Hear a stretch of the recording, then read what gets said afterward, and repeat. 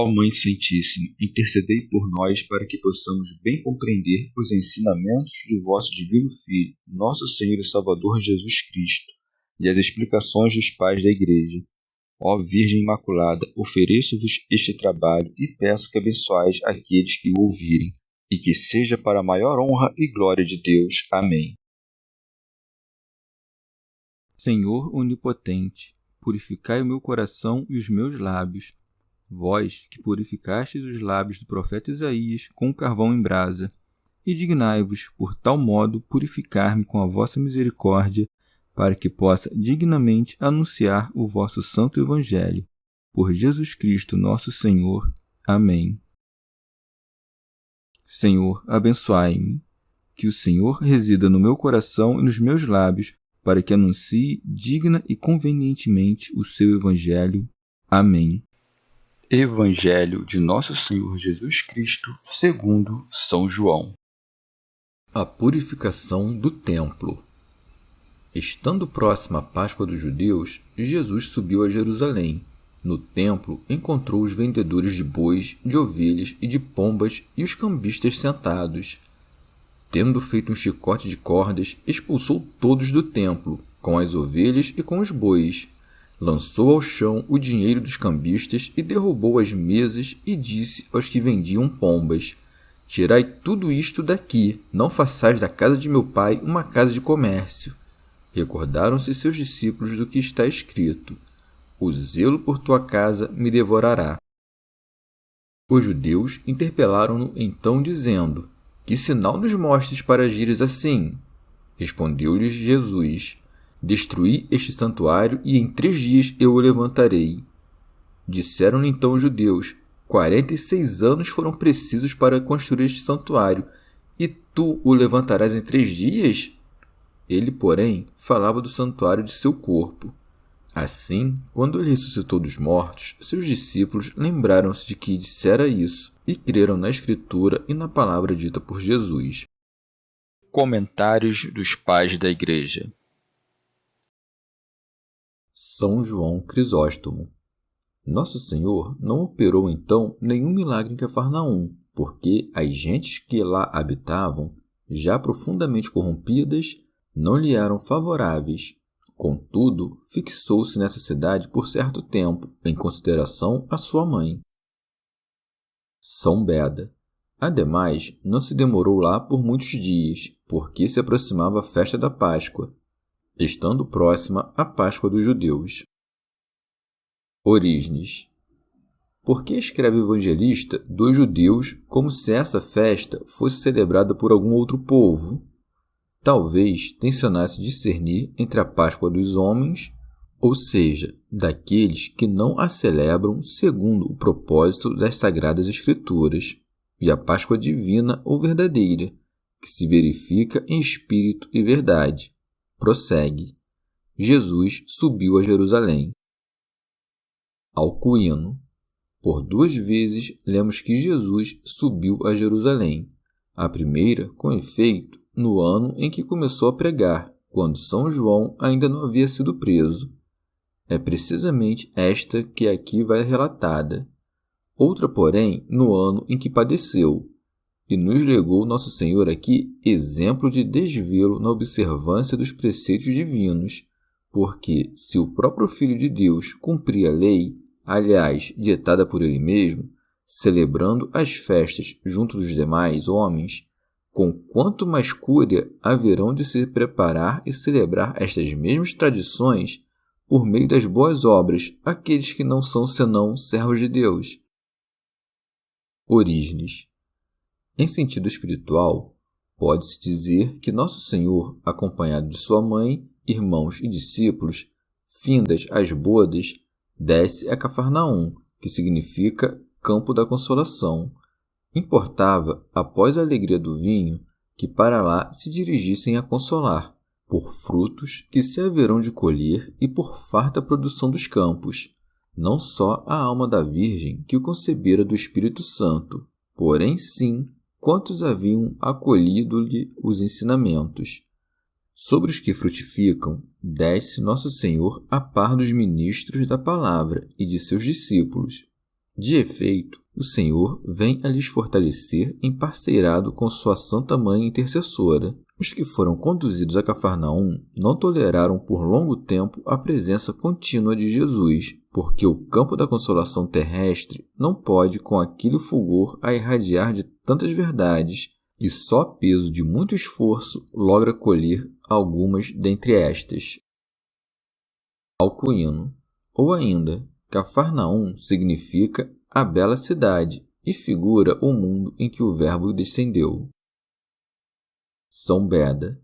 Nosso Senhor não se demorou ali muitos dias, porque só viveu algum tempo entre os homens cá neste mundo. Orígenes. Jerusalém é a cidade do grande rei, como atesta o próprio Salvador, e não é dado a nenhum homem que ainda está no século nela adentrar. Porém, a alma que remontou ao cume da própria natureza sua e que é certa de lançar penetrante vista para o mundo inteligível, essa vem a ser habitante daquela cidade, a qual, como está dito, subiu Jesus Cristo solitário.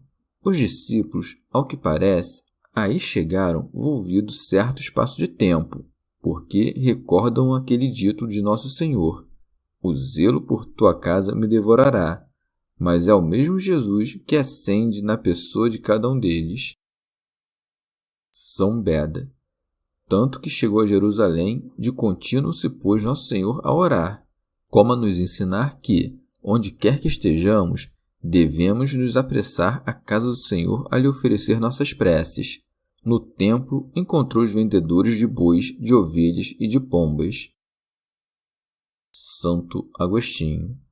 Esses sacrifícios foram dados àquele povo como remédio para suas inclinações carnais, a fim de diverti-lo dos cultos idolátricos, pelo que lhes era prescrito o sacrificar bois, ovelhas e pombas.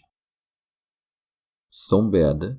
Alguns, porém, alongavam-se larga distância de suas casas e não arranjavam a trazer consigo as vítimas que haviam de imolar, pelo que se achavam obrigados a comprá-las no templo.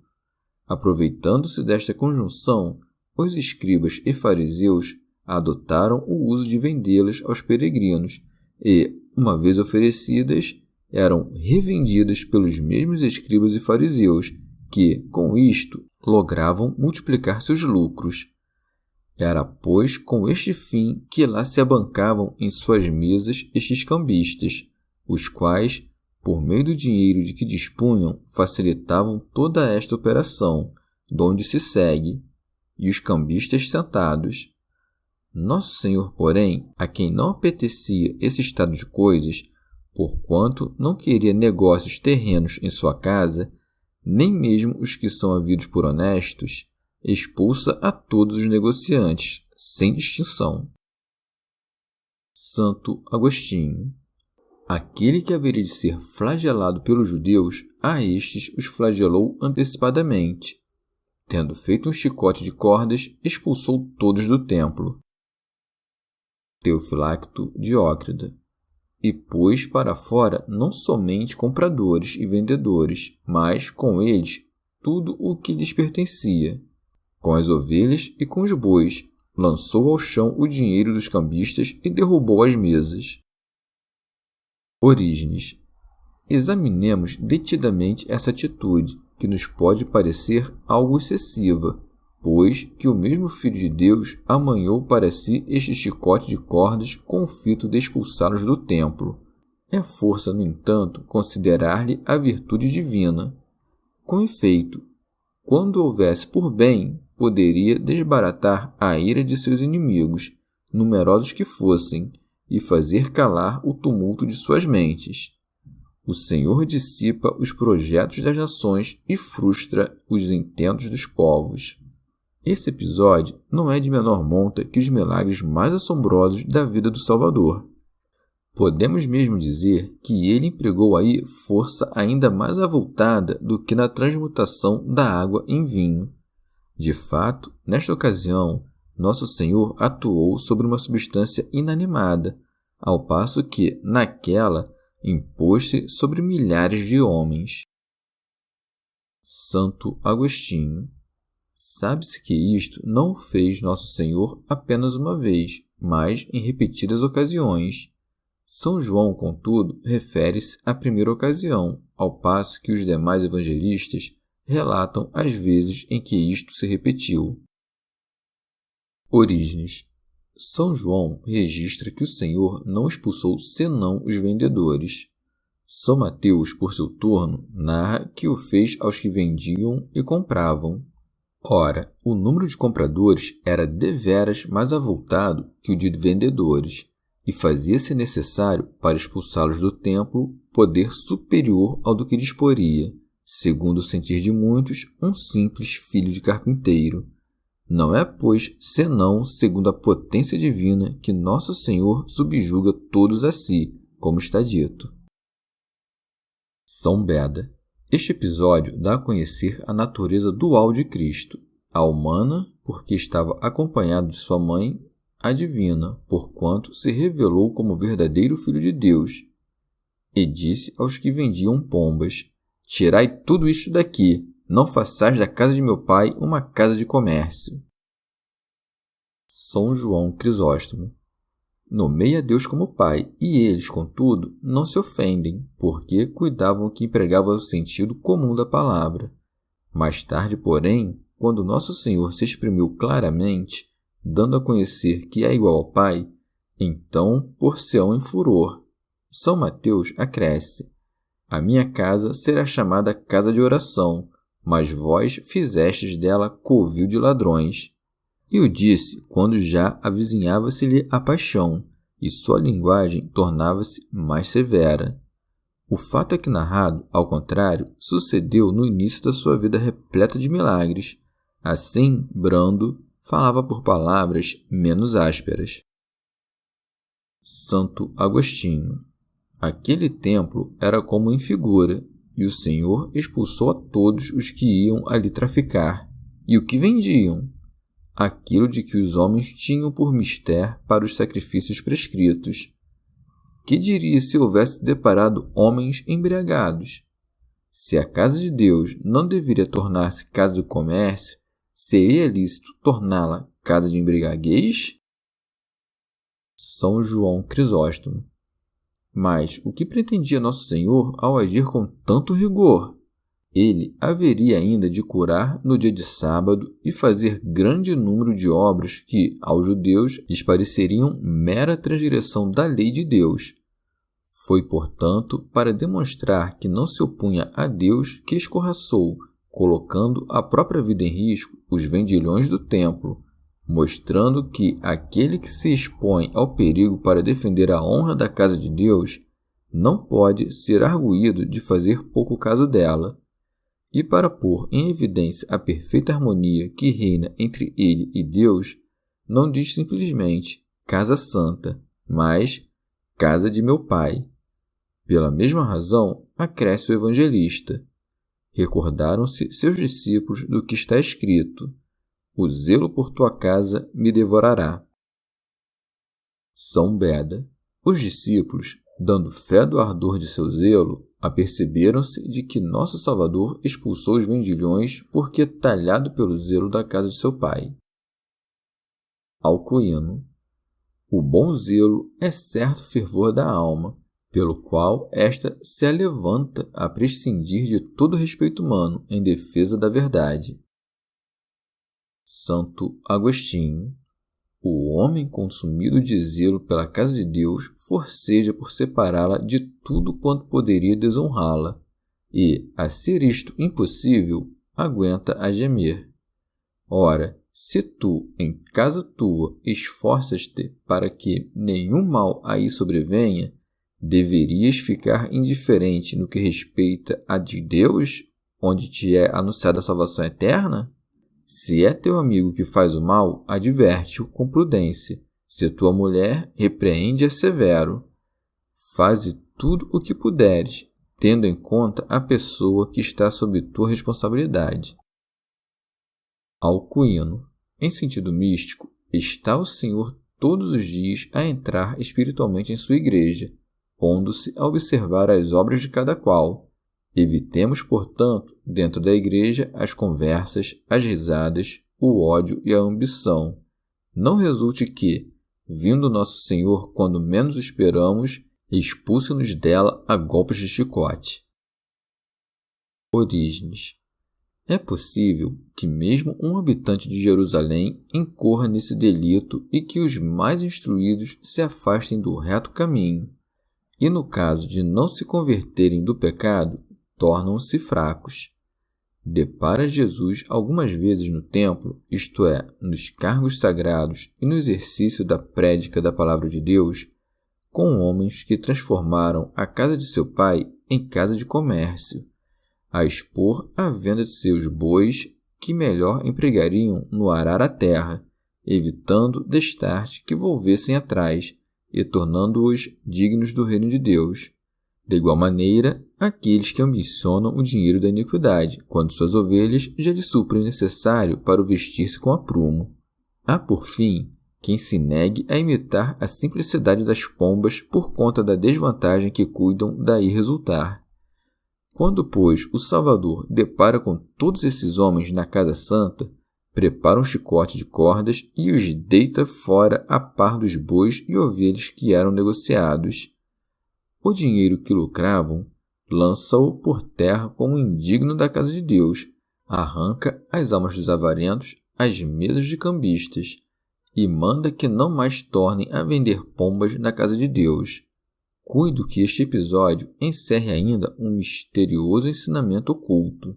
Jesus tenciona nos fazer compreender que os sacrifícios exteriores da lei, outrora exigidos dos sacerdotes, ficavam proibidos.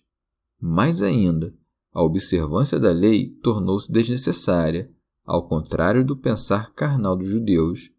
Nosso Senhor, ao expulsar os bois, as ovelhas e as pombas, por costume, as mais requisitadas, ao derribar as mesas cobertas daquelas moedas que, não de modo literal, mas figurado, referem-se às impressões divinas, isto é, aquilo que, segundo a lei, era tido em conta de bem, e, por último, ao usar o chicote contra a multidão, dá a conhecer que, uma vez trasladado seu reino aos gentios que nele creram, tudo o que fazia parte da antiga lei deveria ser dissolvido ou desterrado. Santo Agostinho. Ou ainda, estes vendedores figuram aqueles que, na igreja, buscam os próprios interesses e não os de Jesus Cristo.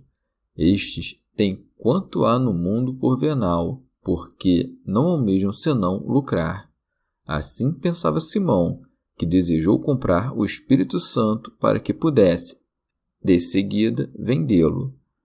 Com efeito, ele era como um destes, que vendiam pombas, pois que é sob a forma deste animal que o Espírito desejou aparecer. Ora, essa pomba não é objeto de comércio, mas oferecida de graça, porque é graça. São Beda. Aqueles, portanto, que não distribuem gratuitamente as graças recebidas do Espírito Santo, como Deus ordena, mas buscam vendê-las, esses são vendedores de pombas. Ou também, há alguns que, se não visando ao lucro, ao menos movidos por um inane desejo de popularidade, afoitam-se a conferir o Espírito Santo por meio da imposição de mãos, outorgando, porém, as sagradas ordens não segundo os méritos de cada qual, mas segundo a conveniência humana. Santo Agostinho.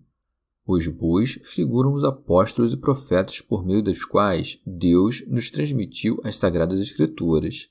Aqueles, portanto, que se servem das Escrituras para enganar a multidão, levados a tanto por um desejo de boa fama, estão como a vender os bois e as ovelhas, isto é, os próprios fiéis. E a quem os vendem, senão ao diabo? Porque todo aquele que se aparta da unidade da igreja, de quem se torna presa, senão daquele leão que ruge buscando a quem devorar. São Beda. Ou ainda, as ovelhas são as obras de pureza e piedade. Vendê-las, pois, é o praticar a piedade com o fito de granjear boa fama. Os cambistas do templo são aqueles que se ocupam publicamente na igreja com as coisas do século. O transformar a casa de Deus em casa de comércio se verifica não somente quando alguém confere as ordens sagradas em troca de dinheiro, favores e boa fama, senão também quando aquele ministério do Espírito que tem sua origem no mesmo Deus é exercido com o sinistro sentido de obter recompensa simplesmente humana. Santo Agostinho. E Nosso Senhor nos deu outro sinal quando compôs aquele chicote de cordas sem outro intento que flagelar os vendilhões do templo. Todo homem que contínuo acresce novos pecados aos que já cometeu está como a tecer uma corda de suas iniquidades. Quando, portanto, estão os homens a sofrer pelos pecados que cometeram, estejam certos de que se acha Nosso Senhor a fazer esse chicote de pequenas cordas e a adverti-los a mudar de conduta. Não venham a ouvir depois da morte essas palavras: atai-o de pés e mãos. São Beda. Foi, pois, com um chicote feito de pequenas cordas que os expulsou do templo, ou seja, excluiu do destino e da remuneração dos santos os que, mesclando-se a estes, punham-se a contrafazer as boas obras ou mesmo a praticar o mal abertamente. E, de fato, arrojou tanto os bois quanto as ovelhas, para mostrar que, tanto a vida que levavam como a doutrina em que criam era igualmente condenáveis. Ainda, deita por terra o dinheiro dos cambistas e lhes derriba as mesas, porque os condenados, no fim dos tempos, ver-se-ão privados mesmo da sombra de quanto amavam no mundo, pelo que a dos vendedores de pombas mandou que fossem arrancados ao templo, porquanto a graça do Espírito, à força de ser acolhida gratuitamente, deve ser gratuitamente oferecida. Orígenes. Pode-se entender o templo como a figura da alma cuidadosa da própria salvação, inabitada da Palavra de Deus, e que, antes de receber os ensinamentos divinos de Jesus Cristo, era morada das paixões terrestres e dos instintos próprios aos animais irracionais. O boi, que é empregado no cultivo dos campos, simboliza as paixões da terra. A ovelha, o mais estúpido dos animais, figura os insensatos. A pomba é a imagem das almas leves e inconstantes. O dinheiro, por sua vez, representa aqueles que se revestem da virtude aparente e que Jesus Cristo expulsa com força de sua divina doutrina, não se tornasse a casa de pai foro de negócios. Teofilacto Diócrida. Como percebessem os judeus que Jesus fazia todas estas coisas com remontado poder, e porque dissesse: não façais da casa de meu pai uma casa de comércio, passaram a lhe exigir um milagre. Os judeus interpelaram-no então, dizendo: que sinal nos mostras para agires assim? São João Crisóstomo.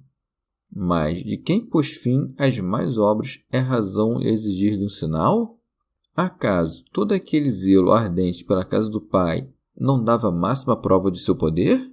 É que eles não mais se recordavam da pregação do profeta, e com efeito exigiam-lhe um milagre porque ficaram descontentes de vê-lo entravar o odioso tráfico a que se entregavam, e, portanto, tensionavam impedi-lo de dar mostras de seu poder. Sem dúvida, intentavam demovê-lo de continuar a agir, ou convencê-lo a operar o milagre.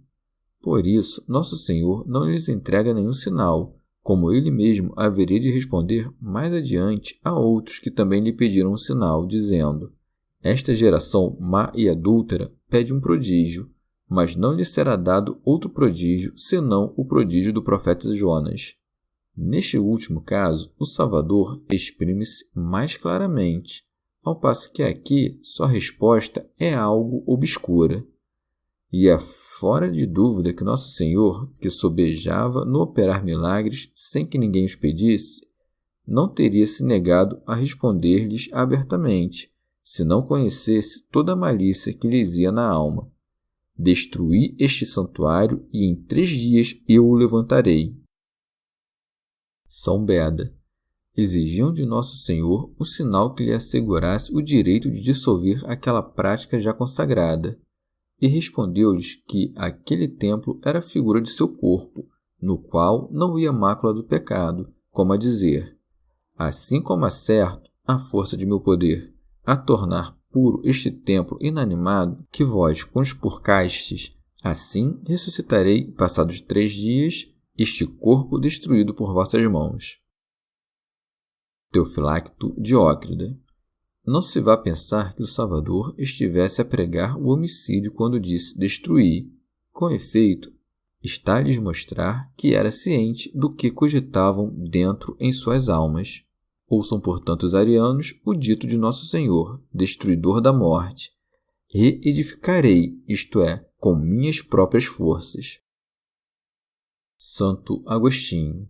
O Nosso Senhor ressuscitou o seu Pai, como vai dito: levantam-me e lhes darei o que merecem. Acaso, porém, o Pai operou sem o Verbo? Tanto o Pai ressuscitou ao Filho, como este ressuscitou-se a si mesmo, conforme nisto que registrou João: eu e o Pai somos um. São João Crisóstomo. Por que Nosso Senhor lhes dá a ressurreição por sinal? Porque esse milagre, dentre todos, provava, para além de toda dúvida, que Jesus não era apenas humano e que alcançava fazer triunfo sobre a morte, destruindo de um só golpe seu antigo império tirânico. Orígenes. Esses dois, a saber, o corpo de Jesus e o templo, têm o que são figuras da igreja, edificada em pedras vivas, na forma de casa espiritual e santo sacerdócio, conforme está dito. Ora, vós sois corpo de Cristo, e cada um, por sua vez, um de seus membros. Bem que o edifício pareça reduzido a escombros, e da mesma maneira os ossos de Nosso Senhor dispersados pelas tribulações, tanto aquele haverá de ser restaurado, quanto este ressuscitará ao 3º dia, instaurando um novo céu e uma nova terra. Assim como o corpo visível de Jesus Cristo foi crucificado e sepultado, tendo depois ressuscitado, assim o corpo total de Cristo, composto dos santos, acha-se com ele crucificado. E destes passa longe o gloriar-se senão da cruz de Nosso Senhor Jesus Cristo, por quem o mundo está crucificado. E tendo sido sepultados com ele ressuscitaram para uma nova vida. Nenhum deles, entretanto, tomou parte na beatitude da ressurreição.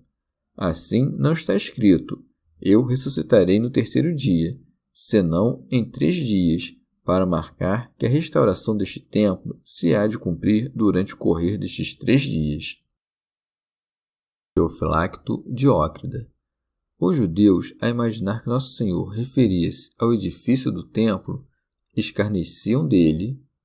Replicaram os judeus: 46 anos foram precisos para se construir este santuário, e tu o levantarás em 3 dias? Alcuino. É para notar que não estavam a falar da primeira edificação, erguida que foi em 7 anos, na época do rei Salomão, senão daquela reedificação que se fez no tempo de Zorobabel, que se prolongou por 46 anos, à força dos obstáculos que lhes opunham seus inimigos. Orígenes. Cuidam alguns que esse período de 46 anos deve ser computado desde o momento em que Davi falou ao profeta Natã, quando o inquiriu acerca da edificação do templo e dos materiais necessários para levantá-lo. Notai, por um lado, que o número 40 pode significar os 4 elementos do mundo, simbolizados em 4 dezenas, e por outro, que o 6 assina o 6º dia da criação, quando foi o homem criado. Santo Agostinho. Ou ainda, esse número responde à perfeição total do corpo de Nosso Senhor. 46 multiplicado por 6 monta a 276, que, por sua vez, corresponde a 9 meses e 6 dias. Ora, a perfeição do corpo de Cristo, segundo a tradição que a Igreja acolheu dos antepassados, compreende precisamente esse mesmo número de dias, uma vez que foi concebido e padeceu no 8º dia antes das calendas de abril e nasceu no 8º dia antes das calendas de janeiro. Entre, pois, o dia de sua concepção e o de seu nascimento, contam-se 276 dias, que se obtém pela multiplicação do número 6 pelo 46. Diz-se também que a concepção humana procede e se desenvolve da seguinte maneira. Nos 6 primeiros dias, o corpo do bebê semelha o leite. Nos 9 dias seguintes, muda-se em sangue, que se coagula durante os 12 dias subsequentes. A partir daí, os órgãos se formam e o contorno dos membros se destaca durante outros 18 dias. O corpo prossegue desenvolvendo-se até o tempo do parto. Ora bem, os números 6, 9, 12 e 18, somados, totalizam 45. Acrescendo-se-lhes 1, monta-se a 46. Se multiplicados 46 por 6, que é a norma desta adição, chegamos a 276, isto é, 9 meses e 6 dias. Não sem razão, pois, se diz que o templo fora construído em 46 anos, que aqui significa o corpo de Cristo. Qual o número de anos despendidos na construção do templo, qual o número de dias transcorridos na formação do corpo de Nosso Senhor. Em que Nosso Senhor tomou o próprio corpo da descendência de Adão, não tomou desta o pecado, tomou sim o templo de seu corpo, mas não a iniquidade, essa mesma que haveria de expulsar dali. Se notares, 4 palavras gregas há a saber, Anatole, Oriente, Dizes, Ocidente, Arctos, Norte e Mesembria, meio-dia, cujas iniciais combinadas formam o nome de Adam, Adão. Assim, Nosso Senhor declara que haverá de reunir os eleitos vindos dos 4 ventos, quando tornar para julgar a humanidade. Ainda, o valor numérico das letras compõe o nome de Adão, soma 46, número de anos empregados no erguimento do templo. Adam consta de alfa 1, delta 4, alfa 1, mi 40, totalizando 46. Os judeus, no entanto, sendo carnais, entendiam carnalmente e não podiam compreender a linguagem espiritual do Salvador. Assim, explica-nos o evangelista de qual templo estava a falar. Ele, porém, falava do santuário de seu corpo. Teofilacto Diócrida. Deste trecho serviu-se Apolinário com o intento de provar que a carne de Cristo era inanimada, pois que o mesmo templo era inanimado. Com efeito, fez da carne de Jesus pedra e madeira, materiais que estruturam o edifício. Mas como pôde Nosso Senhor dizer: agora minha alma está turbada, e tem poder de a dar, se não estivesse aí aludindo à alma racional? Mais ainda, como interpretar estas palavras: Pai, nas tuas mãos encomendo o meu espírito? De fato, todos estes ditos não se compadecem com a noção de alma irracional e de igual maneira nisto do salmista, porque não abandonarás a minha alma na morada dos mortos. Orígenes. O corpo do Senhor é aqui dito templo de Deus, porque assim como este estava repleto da glória divina que nele habitava, assim o corpo de Jesus Cristo, que representa a Igreja, leva em si o Filho unigênito, de Deus, imagem e glória. São João Crisóstomo. 2 eram as razões que impediam os discípulos de Nosso Senhor de compreender estas coisas. Primeiro, a ressurreição e, em segundo lugar, porém, de maior importância, o fato de que o mesmo Deus habitava-lhe o corpo, coisa que Nosso Senhor havia revelado veladamente ao dizer: destruí este santuário, e em 3 dias eu o levantarei.